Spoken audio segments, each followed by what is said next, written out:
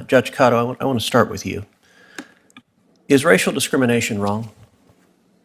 Senator, our Constitution prohibits race discrimination, discrimination on the basis of race. Okay, let me ask again, is racial discrimination wrong? Senator, as a judge, I don't deal with issues of morality or whether something... So you have no views on whether it's right or wrong?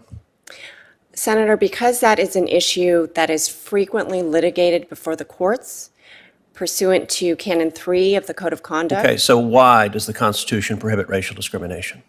Senator, I think it's part of our Constitution and this nation's history of aiming for equal justice and treating people, regardless of any protected class status, equally and fairly.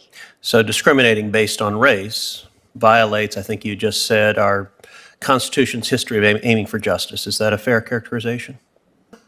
Senator, our case law, if you're talking about race discrimination under the law, yes, pursuant to Supreme Court precedent, race discrimination under the law is prohibited.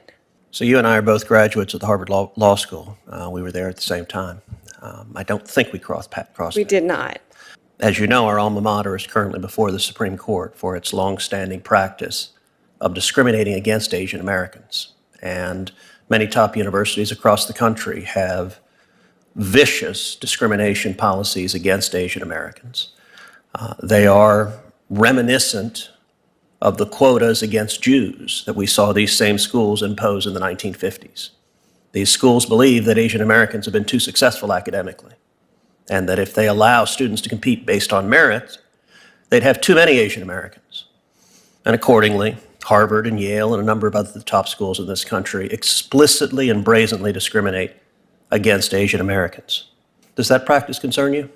Senator Cruz, as you know, the Supreme Court recently granted cert in the case to which I think you're referring. Yes. And therefore, pursuant, again, to Canon 3, I am Okay, so you're going to decline to comment, so let's not talk about that case, but let's talk about what you've written. You know, I have to say I was astonished. Senator Grassley asked you about this article you wrote in law school, and your response was, well, gosh, I haven't read that. In my experience, when people are nominated to be a judge, they do some preparation. Did you not reread it in preparation, or did the Biden team tell you don't read it because you don't want to answer questions about it?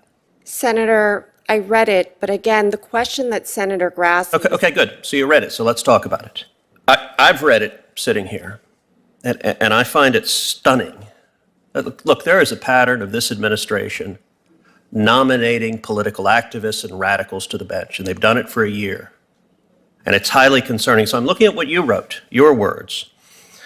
You described, quote, the Reagan presidency represented the pinnacle of the counteroffensive launched by the guardians of the status quo.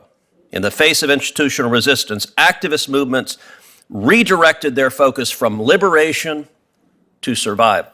Do you believe there was a threat to the survival of Asian American groups under President Reagan?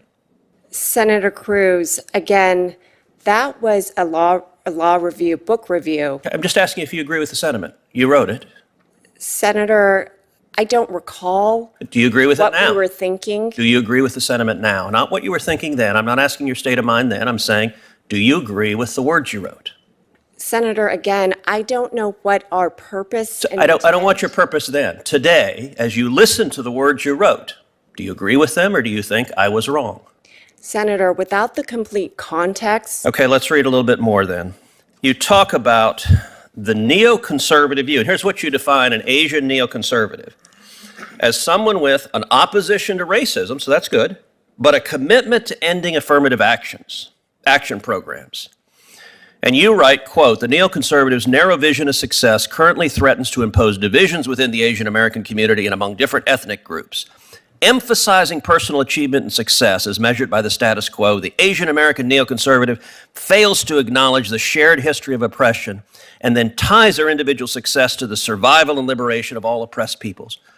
Judge Kato, as I read this, what you're saying, and if you will permit me to use a more common vernacular, you're saying that to be sufficiently woke, an Asian American must support policies that discriminate against Asian Americans.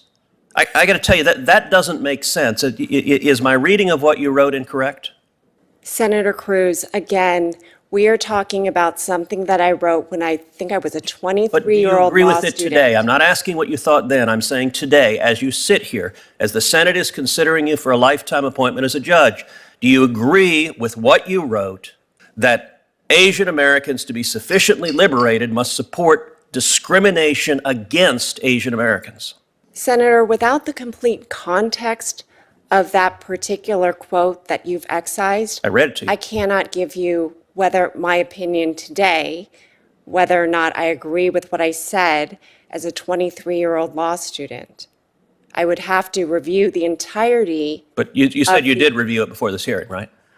Senator, Correct. I reviewed it briefly.